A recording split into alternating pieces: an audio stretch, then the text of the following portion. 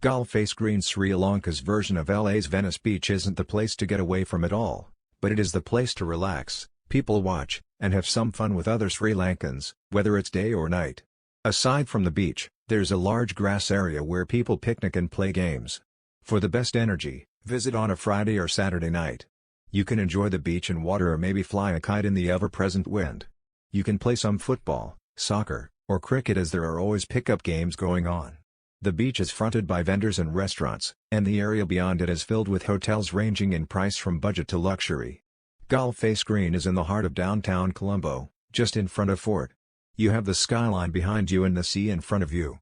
It's the area between Gal Road and the Indian Ocean. Temple of the Sacred Tooth Relic, Kandy. Kandy is where you go to learn about and experience Sri Lankan history.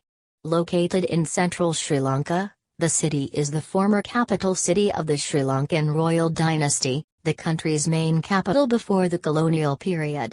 The high point of what's called the Kandyan era was between the 15th and 18th centuries, when the area remained independent while most of the coastal regions were colonized by European powers. Be sure to visit the city's National Museum of Kandy, as it illustrates the story of the region and its people via exhibits and artifacts. Nearby, the Temple of the Sacred Tooth Relic is a very holy Buddhist shrine, part of the Royal Palace complex. Kandy Lake is at the heart of the city and offers a peaceful refuge from the heat. There are hiking paths that circle the lake, dotted with temples and shrines.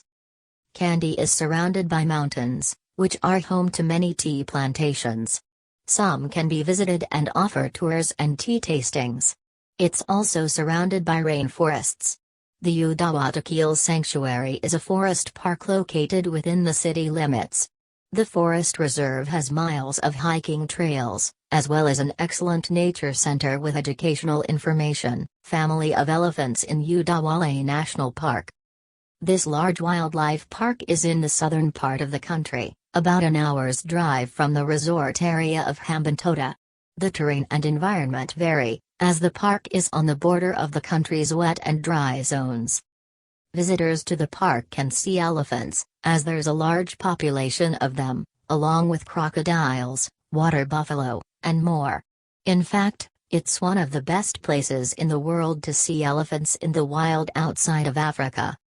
There are leopards there, too, but they can be very hard to track or spot. There are also monkeys and a large assortment of deer and small mammals. It's also an excellent place for bird watching.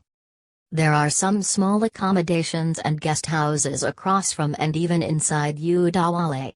You can also visit as a day trip. The best times to visit are very early in the morning or very late in the afternoon.